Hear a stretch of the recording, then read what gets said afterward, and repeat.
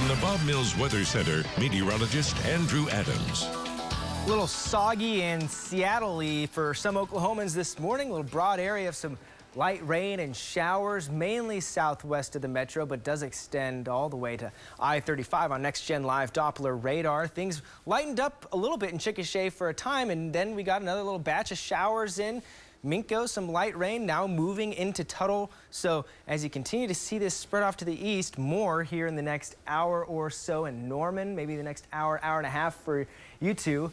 Some of this light rain will edge into town, and we'll see rain chances as we go throughout the day, heading farther east as we continue kind of along this line, if we want to call it that, from Purcell through Pauls Valley along I-35, drying up a little bit in Falls Creek. Some of this light and spottier rainfall ongoing. It hasn't amounted to a lot, but at least we've gotten something, especially in southwest Oklahoma, where drought's been especially bad, around ½ an inch for some communities. As it has continued to the east, though, lesser amounts. El Reno, only 0.05 of an inch since yesterday. At the airport, only trace amounts, so that shows up as a 0, but some rain did fall. Obviously, if you're in Oklahoma City, you know that there was some rain yesterday. Cloud cover on our Enid cam and our Pike Pass Sky Cam network is what we got. A little bit drier up there, but cloudy. We'll see those throughout the day. Clouds overhead. 48.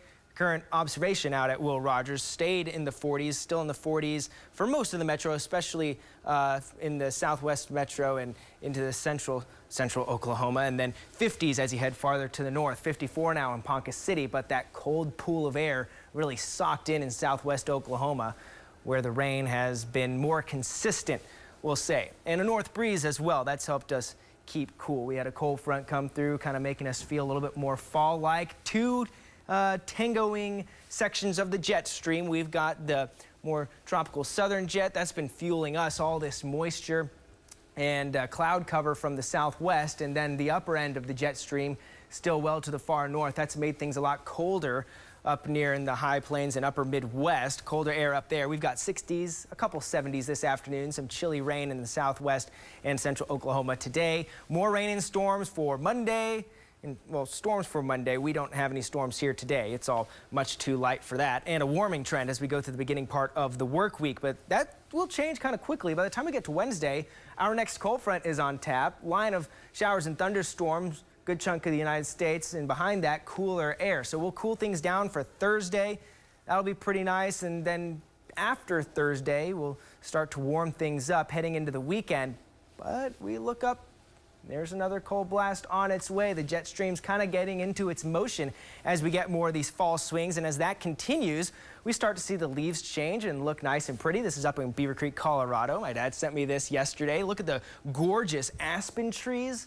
Beautiful. Hard to beat that. Those nice golden leaves. They're getting pretty close to the peak of fall colors up in the Rockies in Colorado, and as well as all the way through the Rocky Mountains up into Montana. We're waiting for it, and unfortunately I don't think we're going to have as pretty of a leaves change as some of us get this year, mainly because of the drought, which has worsened significantly over the last 3 months. Since July 4th and now, we've seen the worst end of drought, exceptional drought, increase exponentially by add to 17%. And July 4th, it was only 0.7%. So drought's gotten worse. At least we've got some rain to work with today. 66 this afternoon.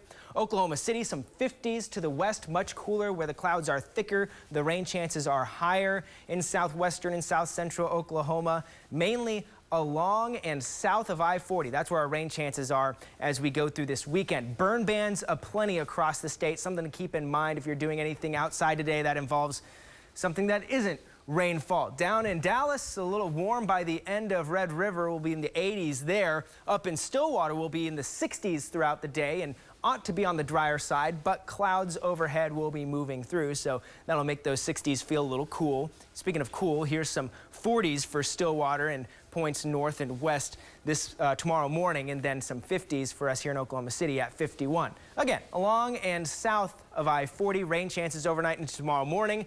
A southeast or southwest wind tomorrow will help us warm up, though, at least a little bit, into the 70s, upper 70s, farther to the north. And then rain chances really starting to drop off tomorrow afternoon, but they will return. By Monday, we'll see them peak back up. Maybe a couple rumbles of thunder will be possible by that point. As you notice, our afternoon temperatures start to warm up. That's a little bit more unstable air that we get on tap by the time our next cold front arrives.